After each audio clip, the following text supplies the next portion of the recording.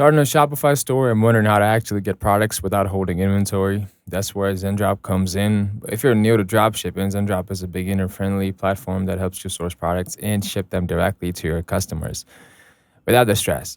Once you create an account, you can connect your Shopify store in just a few clicks. From there, it's pretty simple. Browse your product catalog, choose what you want to sell, and import it directly into your store. Zendrop includes product descriptions, images, and pricing info, so you don't have to create everything from scratch.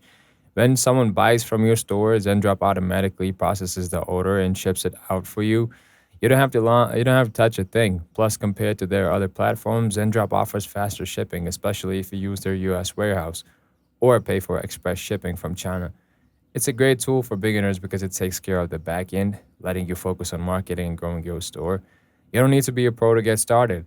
Zendrop makes the whole product sourcing process easy. If this helped you understand how to use Zendrop with Shopify, give the video a like, subscribe for more simple tutorials, and drop a comment if you have any questions.